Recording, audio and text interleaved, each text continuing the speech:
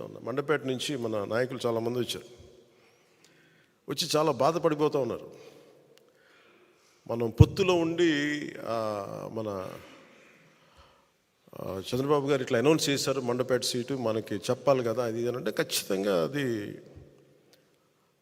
సరైన విధానంలో చెప్పలేదు. ఖచ్చితంగా అంత మీకు ఏకీపిస్తున్నాను. చాలా ఇబ్బంది పడ్డారు అందరూ. మనకి మండపేట లాంటి నియోజకవర్గంలో పోయినసారే ఒక 18% ఓటు ఉంది. అది ఈ రోజున చాలా బలమైన అబౌవ్ 23, 28 ఎగ్జాక్ట్ చెప్పండి 28, దాదాపు 26 నుంచి 27 ఒక 10% పెరిగింది పోయిన దానికి ఈసారికి. నేనేం చెప్పానంటే వాళ్ళందరికీ, నేను కేవలం ఒక నియోజకవర్గాన్ని దృష్టిలో పెట్టుకొని మాట్లాడితే నేను నియోజకవర్గపు సంబంధించిన నాయకుడు అవుతాను. నేను బర్డ్ ఐ వ్యూ అంటే అది విహంగ వీక్షణ ఉంటుంది, లేదంటే బర్డ్ ఐ వ్యూ. ఆ బర్డ్ ఐ వ్యూ నుంచి చూస్తే తప్ప నేను రాష్ట్రాన్ని సంపూర్ణంగా చూడాలి. దాంట్లో భాగంగా ఒకసారి కొన్నిపాటి ఏరియాలో ఇబ్బంది కలగచ్చేమో, పొత్తు ధర్మం ప్రకారం అలా అనౌన్స్ చేయకుండా ఉండాల్సింది. నేను దానికి క్షమాపణలు చెప్తున్నాను. ఖచ్చితంగా నెక్స్ట్ మీటింగ్లో దాని మీద వివరణ ఇచ్చి దాన్ని ఎలా సరిదిద్దుతాం అని ఒక మాట ఇచ్చి పంపించాను.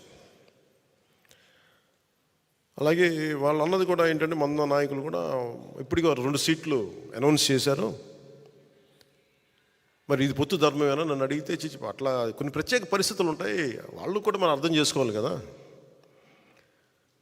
4 దశాబ్దాలు సుదీర్ఘ అనుకున్న వ్యక్తులు, ఒంటరిగా వాళ్ళ సొంత పార్టీ నడిపిన వ్యక్తులు, ఒక్కోసారి ఎట్లా ఉంటుందంటే పొత్తు ఆ సైజు వ్యక్తులకి ఒక ఇరుకు చొక్క అత్తారింటికి దారేదులో చెప్తూ ఉంటాం.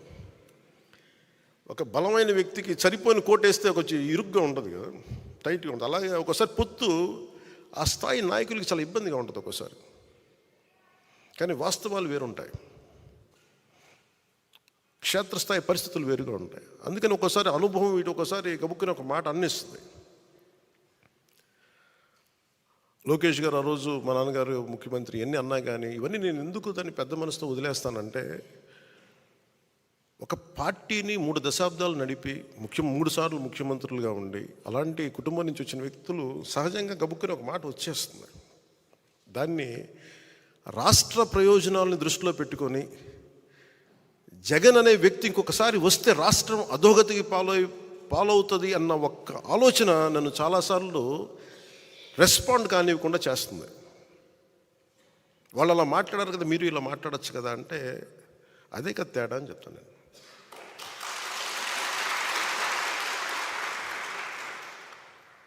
అంటే నేను చాలా ఆలోచించి, ఎందుకంటే ఒక పొత్తుని ఇబ్బందిగా గురి చేసి ఒక మాట మాట్లాడడం చాలా తేలిక.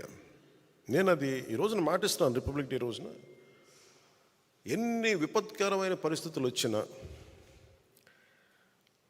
జగన్ నడిపే ఈ ప్రభుత్వం 24లో మనకి కనిపించకూడదు.